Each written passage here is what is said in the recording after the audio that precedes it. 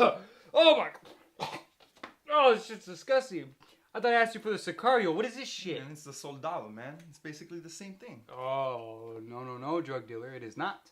And let me explain to you why. On this episode of Room 666, get the fuck out of here. I'm not going to pay for this. Welcome to Room 666. Today, we are going to be reviewing Sicario 2. So you want to be a Sicario. The latest film from Stefano Sollima. Film stars Benicio del Toro and Josh Brolin coming back and reprising their roles that they did so well in the first one and that for some reason they decided to ruin in the second one. Let me tell you about it. Let's do it. See that tongue? You guys see that tongue? Stefano Sollima is the man behind the camera for this No Bueno sequel. And let me tell you what Sicario 2 is about before I tell you why it's bad. So, we start off with the government needs Josh Brolin's character to come in and stop the cartels, which they believe are helping terrorists cross through the border so they can, do these kind of suicide bombings. So Josh Brolin wants to kidnap one of the cartel's boss's daughter so that he can start a war between the cartels and have them just kill themselves. That's his plan. That's how we get rid of the cartels, according to Mr. Brolin's character. And how are they going to do that? Well, they're going to have to get Benicio del Toro's character to let loose, right? They're going to let the Sicario loose. Let the dog off the leash. From there, we just have botched stuff happens, right? The whole thing just gets fucked up. The government decides that they don't want them to do what they told them to do in the first place and says, we got nothing to do with you. For instance, Josh Brolin, he needs to kill Benicio del Toro, but he doesn't want to. And Benicio del Toro needs to kill the little girl that they kidnapped, even though they were going to give her back, and the government was like, nope, we don't need it. She's gonna rat us out, kill her. And Benicio del Toro was like, no, I'm not going to do that. That makes no sense, because in the first film, they were ready to kill whoever the fuck, whenever the fuck. And they weren't the good guys in the first film, necessarily. They were the bad guys. They try to give these characters this kind of moral compass and this sort of dramatic stuff to do. Like, Benicio del Toro is just basically walking through the desert with this little girl. It's supposed to be like, oh, he's remembering his daughter, blah, blah, blah. It's so stupid, right? It's so dumb. Let's talk about the director's choices for this. So in the first Sicario, in order to introduce Josh Brolin's character, we have a scene where it's just showing his shorts and his feet wearing sandals, right? And he's in a room full of these very important military and just all kinds of different types of people who are wearing suits and aren't dressed like that. And Emily Blunt has just been in this traumatic bombing incident at this cartel's house. And she's looking at him, and it's played for laughs because you're supposed to be like, oh man, who's this guy? But it's also supposed to be a little sinister, especially the way Denis films it. You're supposed to feel like, well, who could this guy possibly be that he has a nonchalant attitude in this atmosphere? But in this one, how do they introduce his character? Oh, well, we see him walking in Crocs. He's walking through a military base, and there's just this you just see his feet for a long time walking through, and you just see him in Crocs. To be like, hey, guess what, guys? Remember how he had sandals before? Now he's got Crocs. That's basically the only evolution they gave this character, is that he wears different fucking sandals. He basically undermines everything. Like, there's literally a scene where they're driving in a car. Benicio del Toro's character is sitting in the front seat, and he's chatting it up like some schmuck. And Josh Brolin's character is sitting in the back seat. That would just not happen. These characters from the first one, or at least what was established in the first one, would just not do something like that. That just wouldn't, it would be the opposite. It'd be a totally different thing, but they do that because there's this little fucking punk-ass kid who they have a little side story who he's like trying to be a mule, like bringing people over for the cartel, and he like runs into the car so that he could stare at Benicio del Toro and notice him later in the stupidest fucking... Oh my god. So Benicio del Toro's like fucking all far away, and the kid notices him because he saw him in the car and stared him down. Now this kid's a little puny little pipsqueak of a piece of shit human being. Benicio del Toro would have shot him in the face in the first one. That's just what would have happened. Oh, but guess what we do here? Guess what the director decides to do here? And let me stop there. I'm not going to blame the director. I'm going to blame Tyler Sheridan, because Tyler Sheridan wrote this garbage. And I feel like the first script might have been garbage as well. It's just that Denis came in and gave it a theme, gave it style, because this one feels like this real kind of just macho, kind of Cinemax, kind of straight to DVD kind of version of Sicario.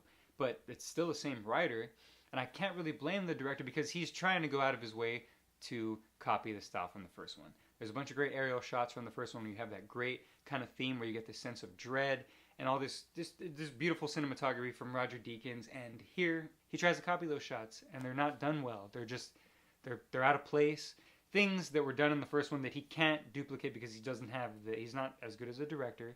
He doesn't have the cinematographer, and he doesn't have the understanding, or at least the interpretation that Denis had of the first Sicario script. Whereas this material, he just he relied on the dialogue, on the script, and he just goes with it. And not only does this script undermine all the characters, you have, like I said, Benicio del Toro, who plays this kind of quiet, he's, he only says what needs to be said, and he does what needs to be done. He never just fucking blabs off in a car like some asshole. Whereas like in the first one, maybe that's what it was, but Benicio del Toro did not make it that, and neither did the direction. And I'm really upset that Benicio del Toro is a fantastic actor, and he still not that he does a bad job, it's just the characters are done bad. And then Josh Brolin's character Josh Brolin is a great actor, and in the first one, he just has also this kind of quiet, kind of sly look to him, right? You don't know if he's evil, you don't know if he's bad. And he's always got this kind of way about him to trick people. And here, I guess he doesn't really need that because everyone around him knows that's who he is. But he has nothing. He's just saying these dumb lines. He's just standing there, just acting like he's got a moral compass. Again, they give so much drama to this, and I don't know why they did it. The acting is fine. The kid actors I didn't really care for too much. But everyone else, they're just playing what they played before. It's just they don't have the style, and they're relying too much on the dialogue, where you can totally tell Denis probably told them, well, let's nix the dialogue, and we can do this with like a shot. Like I could tell these 3 pages of dialogue with like just this shot. And here, the director can't do that, and it's really unfortunate. Don't want to bag too much on him because it really is the script. This is just no bueno. Let me just, okay, spoiler alert right here, right now, to end this review of this terrible movie. Let me tell you how this terrible movie ends. So, Benicio del Toro, he's done for. He got recognized, the kid recognizes him, and the cartel's got him. They tied him up, they put a bag over his head. They're just like, you gotta shoot him. That dumb little kid that recognizes him, he gets a gun, comes up, blasts him in the fucking head, right? You're thinking, Del Toro's dead.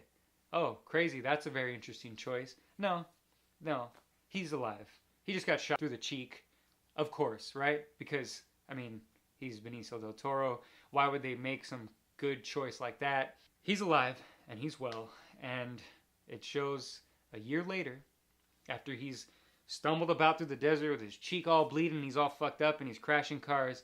It shows a year later, that little fucking piece of shit kid, he's all tatted up now, he slicks back his hair, and I guess he's part of the cartel. He's going to his usual place of business where he does like a pickup for the cartel, and he opens the door, and guess who's standing there? Benicio del Toro.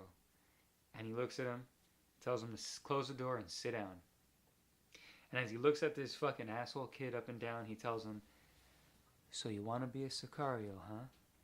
And then he walks towards the door and he says, let's talk about your future. And closes the door, and the movie ends, and it's 2 a.m., and I'm sitting on my bed, and I've just watched a Cinemax movie that I didn't want to see in a hotel room in Vegas. That's what that felt like. That fucking ending felt like. So, fuck this movie, and fuck that ending. Again, I don't want to get too crazy about the director. I don't want to act like... It seemed like I'm bagging on him. It's mostly the writing was just not good. Sorry. Oh, in conclusion, I'm giving this one a no bueno. I do not recommend this to anybody. But look, honestly, if you saw the first one and you didn't like it and you want some like watered down, cheap version, cheap 99-cent store version that you could just throw on and hear a bunch of dialogue explain everything to you in a really terribly done way, then I would say you should go out and see this. But if you're like me and you think the first one is a masterpiece because it has a theme, it has style, it has characters, it has, well, point. And, maybe Tyler Sheridan's original script didn't have a point, and maybe Denis came in there and he brought something from that. And maybe that's why this script feels, this story feels the way that it does.